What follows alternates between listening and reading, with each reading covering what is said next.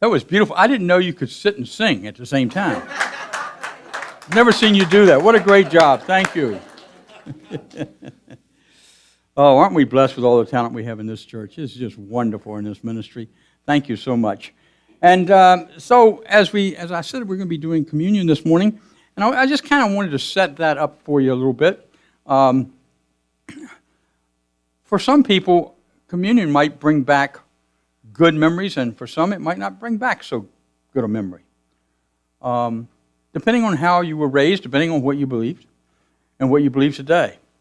But communion with God is really the opportunity to be yourself. To step into that place within yourself where you can let your light shine out. And so in order to give you an idea of communion, what I did is I just took the word and I just spelled it out and came up with some of these thoughts. What does the C in communion stand for? And it really stands for the Christ awakening in you. The opportunity not just to have Christ alive in you one time during your lifetime, but to have Christ awaken in you every day throughout the year. Every moment throughout the year. When you run into a challenge, to have the Christ awakening guide you through that challenge because you're communing with God. And the next is an O, and that stands for omnipresence or omnipotence or omniscience. I got those all three right. That's pretty good. That a friend of mine called UPA. Okay? The three O's. And what that says is that we see God as not just an entity. We don't see God as an individual. We don't see God as a superhuman, Superman or Superwoman. But instead, we understand that God is principle. That God is principle in the facts that God is unconditional love. That God is principle in the understanding that God is all wisdom. God is more powerful, and the presence of God is more powerful than any fear that you might have when you allow yourself to commune with God. And then the M. And I said, when we commune with God, it's like magic. It feels like magic because things take place within us that we don't quite understand, that are very mystical in nature. And that is magic in my mind.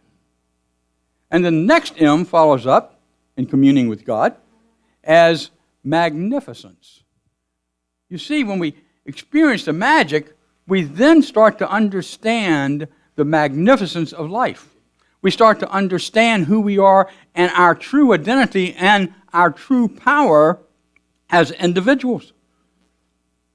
Not as egos, not as personalities, but as individuals, which means I'm in touch with the Christ within myself, that I am that spiritual being having that spiritual experience. And that's what we're doing today, and that's what we're doing this Christmas. And so that magic and that magnificence gives us this ability to feel God, to experience God, and to just know that we are communing with God.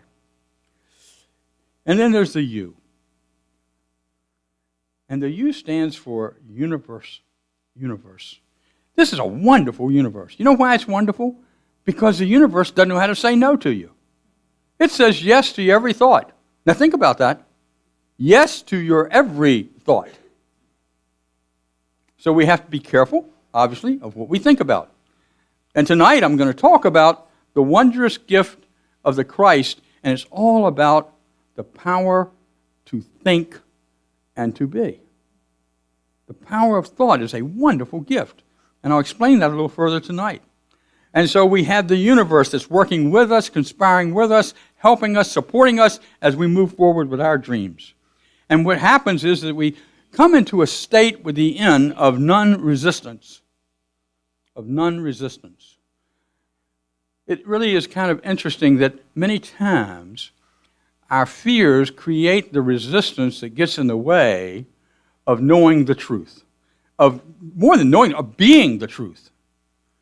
And so we look at non-resistance and say when we let go, when we just let God, when we truly surrender to the inner self, we call that in unity the Christ, the I am, spirit within, the higher self. It's all divine.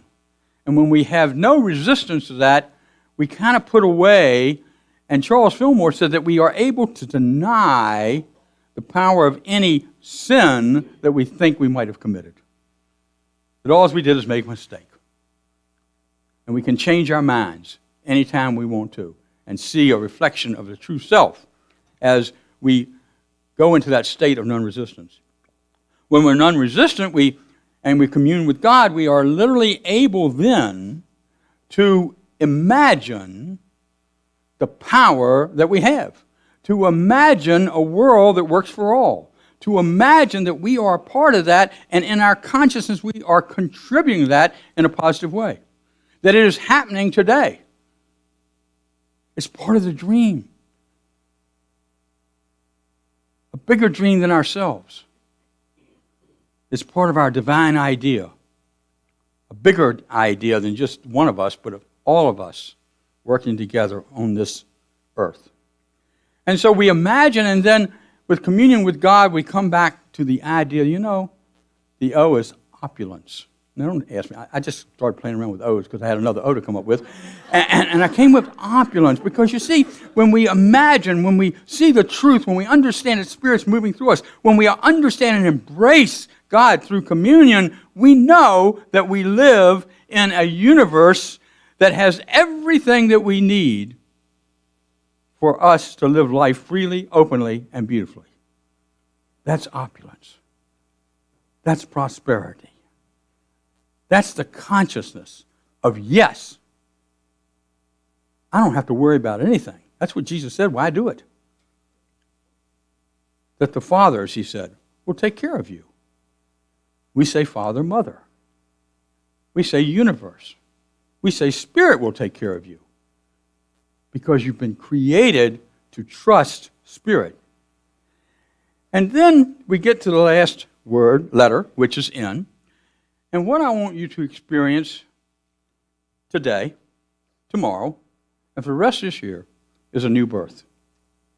The new birth of the Christ within you. That's what communion is all about. Experiencing God.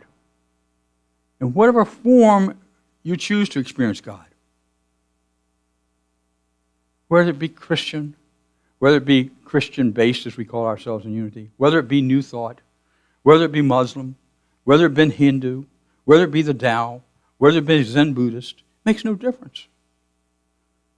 It's all God. And we're all in the presence of the same God, with just different names. And when we understand that, you see, we can come together and commune with God as a world in touch with one another because we're capable of honoring one another. We can honor Mother Earth. We can honor others. We can honor every faith that people come up with, literally. And when we do that, and we can honor people, we can dialogue and communicate not only with God, but communicate with each other. So what I'd like for us to do is go into this time of meditation as we prepare for communion. And as we do that, let's just gently close our eyes. Maybe you want to get rid of anything that's in your hands. You might want to put your feet on the floor so you feel solid, you feel comfortable. And I want to ask you once again just to put your hand on that heart space. That is you. It is the place where divine thoughts work through the power of divine mind to create our thinking in such a way that we are able to not only commune with God, but to be that expression of God. It's that place where, in the silence, we know, deep down within, there is that mystical place on high where we experience ourselves and God as one. And it's in that oneness that we commune together and commune with God. Where we commune together and commune with God.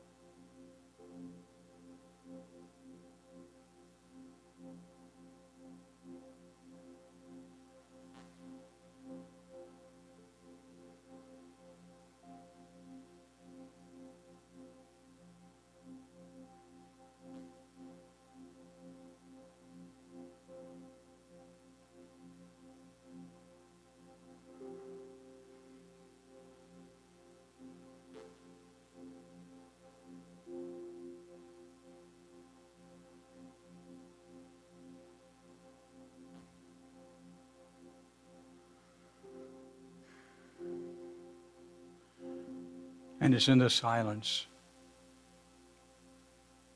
that we experience, that we feel, that we know who and what we are, that we are also unconditional love, expressing light into the world, that we are wisdom, sharing wisdom with the world. that we are prosperous, sharing our prosperity with the world. And I affirm and declare that it's not just in this moment, but in every moment of your life, even if you're not aware of it, that is what you are expressing with others, with friends, with family, with individuals you work with, in the workplace, in all that you do. And so we come back to this place, knowing that in a few minutes we have that opportunity to symbolically commune with God. As we know and share together, O come, all ye faithful. And so it is. Amen.